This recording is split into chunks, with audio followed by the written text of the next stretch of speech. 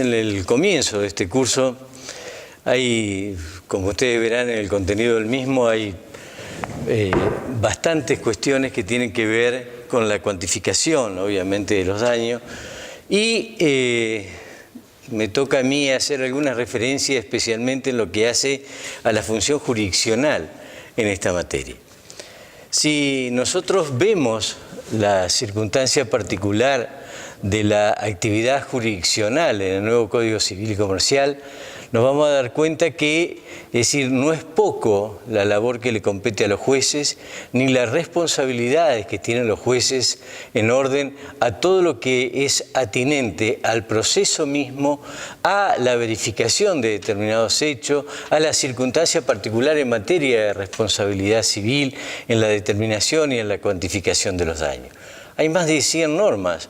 referidas en el Código Civil y Comercial a la actividad jurisdiccional. En todas tienen que ver con la protección del debido proceso, con la garantía de defensa, con la celeridad en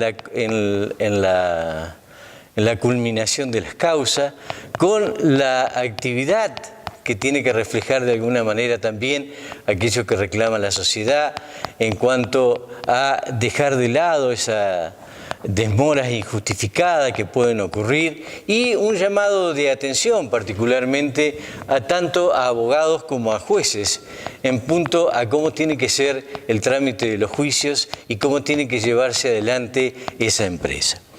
Si nosotros tratamos de hacer, que es lo que vamos a hacer hoy, una suerte de contenido mínimo de esa actividad, tenemos que referirnos primero a lo que ordena el Código Civil y lo que tiene que ser respetado por todos, partes y jueces, en el título preliminar del mismo. En el título preliminar del mismo nosotros vamos a ver y advertimos que primero nos dice,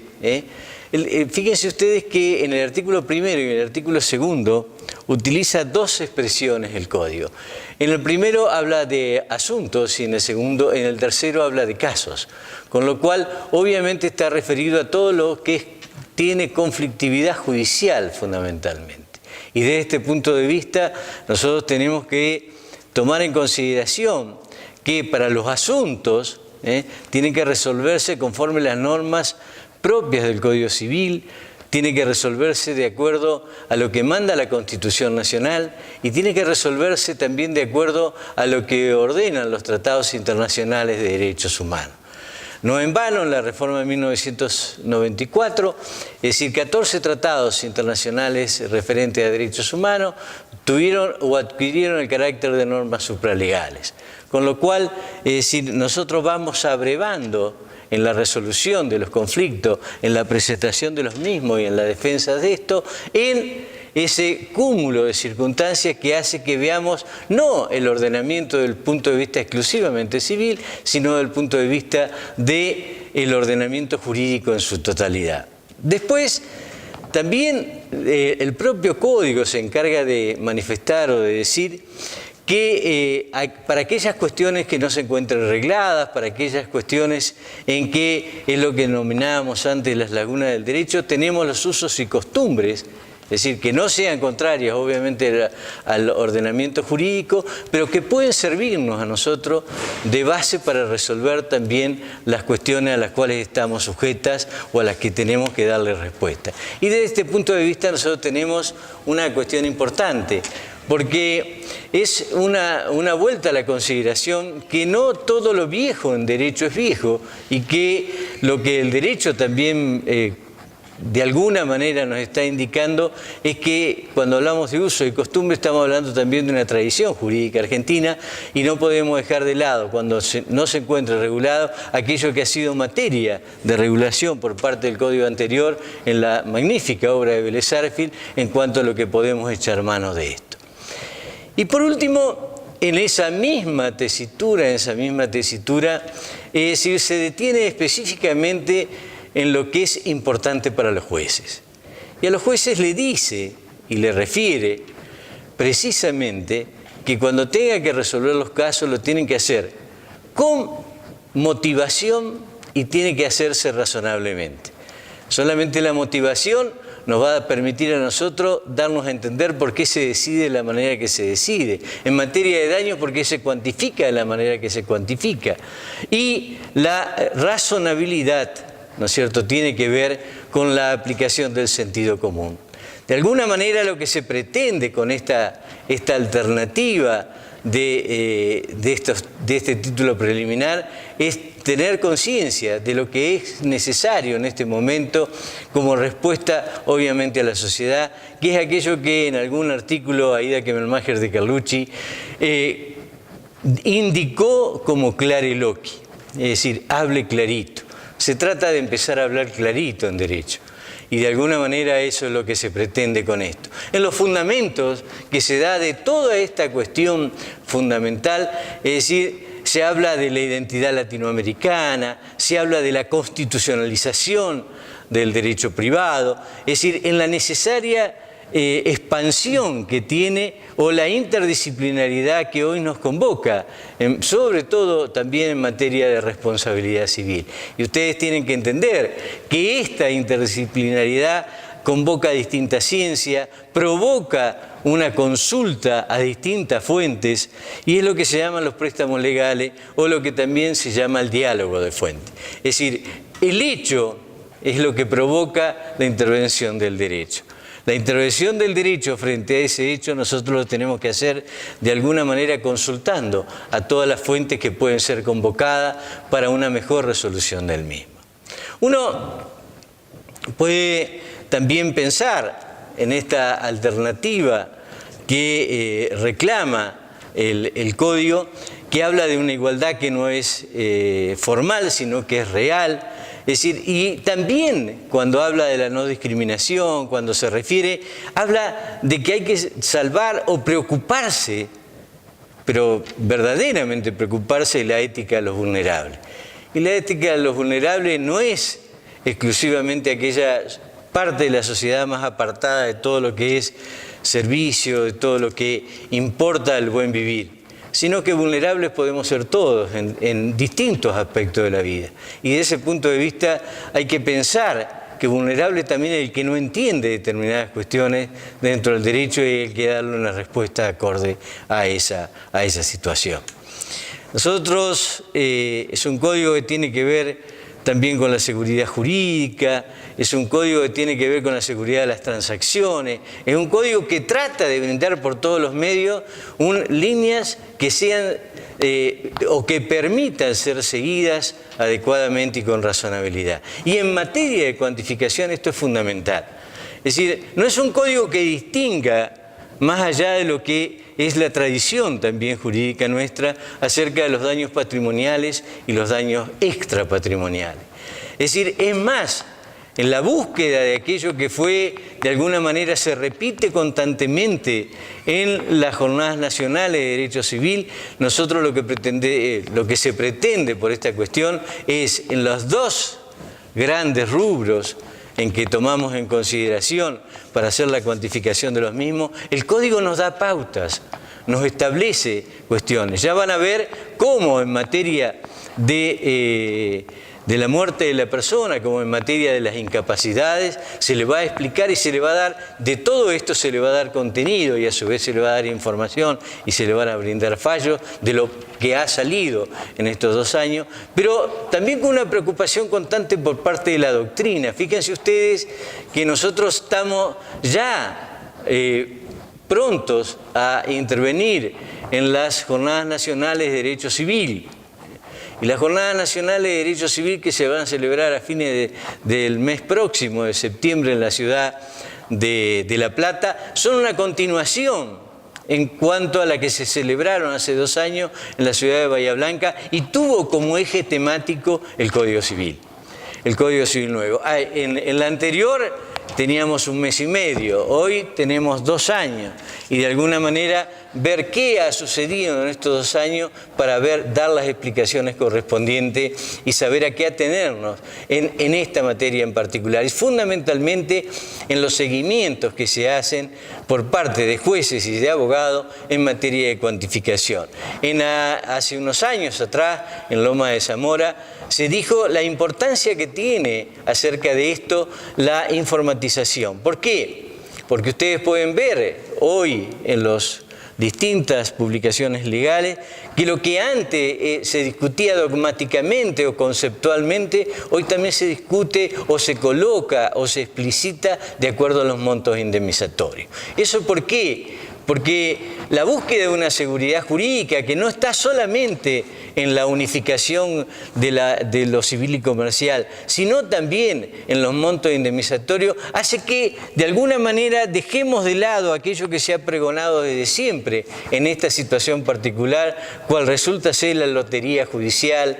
cuál resulta ser, es decir, la alternativa de que en una puerta me dan 100, en otra 200 y en otras 300. Entonces, que tengamos una guía, que tengamos el valor de los precedentes para tomar en consideración y que podamos, si bien no todos los daños obviamente son iguales, sí tengamos la posibilidad y la alternativa de que en ese seguimiento de circunstancias particulares nosotros podamos explicar mejor cómo se vio antes y cómo se ve ahora de la perspectiva de cada juez, que en eso tiene la más amplia libertad de hacerlo, esta circunstancia en particular. Nosotros, en esta suerte de paneo que podemos realizar sobre esto, tenemos que ver dos cuestiones que a mi juicio son también importantes. Una que tiene que ver con la posibilidad que existió y que de hecho se dio por parte del Poder Ejecutivo Nacional cuando se eliminó, es decir, no la totalidad del artículo 1714, sino la primera parte en lo atinente, ¿no es cierto?, a las sanciones pecuniarias disuasivas. Nosotros seguimos en la elaboración de este proyecto la filosofía y las discusiones que se habían generado en el proyecto de 1998. En el proyecto de 1998 se hablaba de multa civil, se habló después en la consagración de la Ley de Defensa del Consumidor de los daños punitivos y se buscaba una denominación para esa institución dentro del Código Civil nuevo. A Matilde Zavala de González le debemos, ¿no es cierto?, la denominación de sanciones pecuniarias disuasivas, como una tercer función de la responsabilidad civil. Y en esa tercer función de la responsabilidad civil, que es la función punitiva, uno puede preguntarse si subsiste o no a eliminarse por parte del Parlamento la primera parte del artículo 1714. En las jornadas nacionales de Bahía Blanca, es decir, por unanimidad salió un despacho en la cual se decía que seguían subsistentes a partir de la primera expresión que tenía el artículo 1714 en su redacción actual, porque no lo eliminaron totalmente, eliminaron la primera parte, porque si no tenían que cambiar toda la numerología del código, y ahí se habla de sanciones, pero cuando las sanciones civiles, penales, administrativas exceden lo que podría ser, lo que da motivo a la sanción, los jueces tienen la posibilidad de la atenuación y tienen facultades para hacerlo. Con esto le quiero significar que no se ha eliminado totalmente de la perspectiva de la propia redacción del Código, al aludir a sanción, y no hay otra sanción que la sanción pecuniaria disuasiva, la posibilidad de los jueces de aplicar o de llevar adelante, tal como se enunció en el despacho por unanimidad, en el despacho de las jornadas nacionales celebradas en Bahía Blanca, la función disuasiva, sancionatoria de la responsabilidad civil. Y el otro tema de discusión es lo que siempre se ha discutido en materia de daño extrapatrimonial o moral. ¿Cómo le damos validez? ¿Cuáles son las alternativas que tenemos? ¿Cómo objetivizamos lo más difícil de objetivizar, que es el dolor, ¿no es cierto?, que son las congojas, es decir, las afecciones legítimas de cada uno de nosotros? ¿Cómo lo podemos hacer? Si nosotros tomamos en consideración lo que la Corte ha venido diciendo en distintos fallos para valorar ese tipo de daño, la Corte ha hablado de estado de incertidumbre, de preocupación, de lesión a los sentimientos afectivos, la entidad del sufrimiento,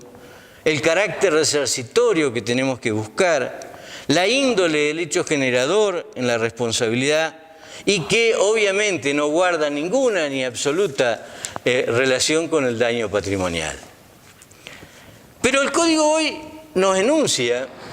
una circunstancia muy particular. Dice que los jueces, al fijar este monto indemnizatorio, tienen que tomar en cuenta las satisfacciones sustitutivas y compensatorias. ¿De qué estamos hablando cuando hablamos de esto? Yo creo que acá hoy se superó un viejo criterio que sostenía que el daño moral es indemnizar o ponerle un precio al dolor. Yo creo que se acepta que lo resarcible hoy es ponerle un precio al consuelo que tenemos que buscar a raíz de esto. Y se procura la mitigación, obviamente, de la víctima a través de bienes deleitables, es decir, que puedan conjugar la tristeza, que puedan conjugar la desazón, que puedan conjugar las penurias. Y de lo que se trata cuando se habla de estas indemnizaciones sustitutivas, satisfactorias, es de proporcionarle a la víctima la posibilidad de obtener recursos aptos para que puedan menguar los efectos provocados por el hecho dañoso. Y hay que permitirle el acceso a bienes gratificables y que proporcionen alegría, que proporcionen gozo, alivio, que proporcionen descanso a la pena. Uno puede decir, pero ¿cómo se hace realmente esto? Y hay que pensar en el valor de un viaje, hay que pensar en la posibilidad de un electrodoméstico, de un televisor importante, que allegue a las partes una posibilidad cierta de ocupar su tiempo viendo distintas cuestiones. Hay que pensar en cómo de esa manera nosotros estamos de alguna manera pensando que la idoneidad de la conjugación de determinados daños a veces no está justamente o solamente en el dinero, sino que mediante bienes que se pueden adquirir o distracciones que se pueden realizar. A veces esto también deriva de lo que siempre se ha discutido en esta materia, que el dinero no es una exacta valoración o no da una exacta valoración del consuelo que nosotros tratamos de buscar por este medio. Pero la dificultad que existe para apreciar estos temas no hace o no puede permitirnos a nosotros dejar de lado la intensidad en cuanto a la aplicación de lo que tenemos que hacer y el grado de lo que tenemos que ver en esta materia en particular. Y yo creo que acá, en esta situación particular, nosotros tenemos que entrar a pensar que cómo podemos, o qué entendemos, o cómo podemos buscar lo que se denominan bienes deleitables. Y tenemos viajes, tenemos electrodomésticos, tenemos paseo, tenemos distracciones, tenemos concurrencia a escuchar música, por ejemplo. Cuestiones que eran imposibles para esa persona y que pueden llegar a realizarse. Ustedes me pueden llegar a decir, bueno, qué lejos de la realidad podemos estar con esto. Es decir, hay frente a situaciones particulares o dolores que se generan en este campo particular que uno podría pensar que nunca pueden ser indemnizados. La muerte de un hijo, el dolor que provoca eso, obviamente no va a ser, cualquier indemnización va a ser chica.